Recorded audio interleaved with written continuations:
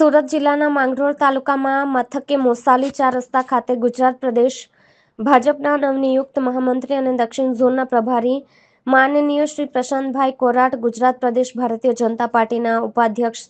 શ્રીમતી ઝંખનાબેન પટેલ તથા ગુજરાત પ્રદેશ ભારતીય જનતા પાર્ટીના આદિજાતિ મોરચાના પ્રમુખ માનનીય શ્રી ગણપતસિંહ વસાવાનો સન્માન સમારોહ રાખવામાં આવ્યો હતો।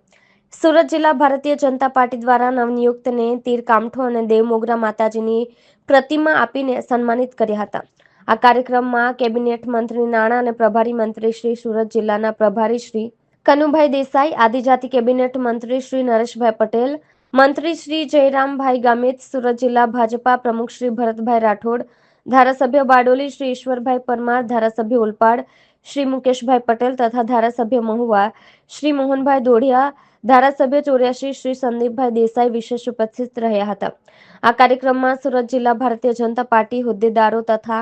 માંગરોળ, ઉમરપાડા તાલુકા અને તરસાડી નગરના હોદ્દેદારો, જિલ્લા પંચાયત સદસ્યશ્રીઓ, તાલુકા પંચાયત સદસ્યશ્રીઓ, કોર્પોરેટર, કાર્યકર્તાઓ, આગેવાનો મોટી સંખ્યામાં ઉપસ્થિત રહ્યા હતા।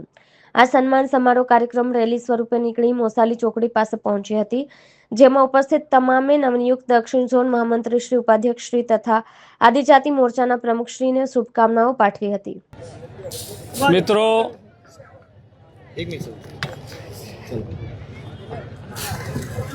મિત્રો, હાલમાં જ કેન્દ્રીય નેતૃત્વ એવા આદરણીય શ્રી પ્રધાનમંત્રી શ્રી નરેન્દ્રભાઈ મોદી સાહેબ, આદરણીય દેશના ગૃહમંત્રી શ્રી અમિતભાઈ શાહ સાહેબ, જેપી નડ્ડા સાહેબ તેમજ ગુજરાતના લોકલાડીલા મુખ્યમંત્રી શ્રી ભૂપેન્દ્રભાઈ પટેલ સાહેબ અને ગુજરાતના નવનિયુક્ત પ્રદેશ અધ્યક્ષ શ્રી એવા જગદીશભાઈ વિશ્વકર્મા સાહેબ અને આદરણીય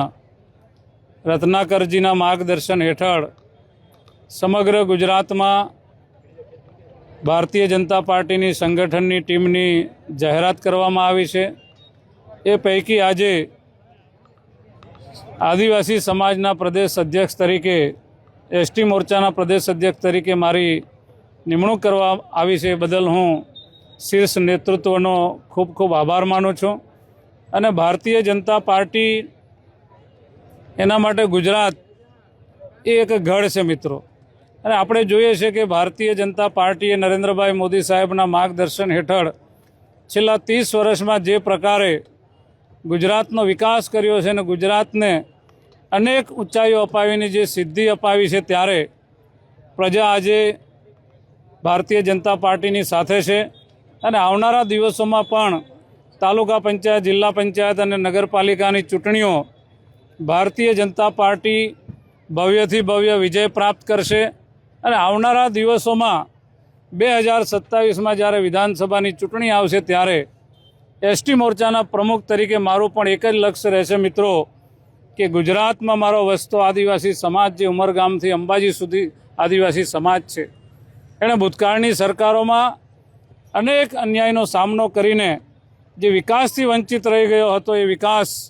આજે શિક્ષણ હોય, પાણી હોય, આરોગ્ય હોય, સિંચાઈ હોય, એ બધું ભારતીય જનતા પાર્ટીમાં થઈ રહ્યું છે, જોઈ રહ્યો છે।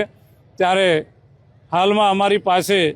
27 વિધાનસભાઓમાંથી 24 વિધાનસભા ભારતીય જનતા પાર્ટી પાસે છે। 4 આદિવાસી લોકસભામાં છેલ્લા 25 વર્ષથી 4 આદિવાસી લોકસભા અને ભરૂચની જનરલ સીટ હોવા છતાં પણ આદિવાસી સાંસદ સભ્ય ત્યાં સેવા કરી રહ્યા છે। તો 2027માં અમે મિશન 27 એસટી સીટોનું લઈને ચાલીશું અને ગુજરાતમાં ભારતીય જનતા પાર્ટી ભવ્યથી ભવ્ય વિજય પ્રાપ્ત કરે અને ફરી લોકોની સેવા કરતી રહે, એ પ્રકારનું અમારું સંગઠનનું કામ રહેશે।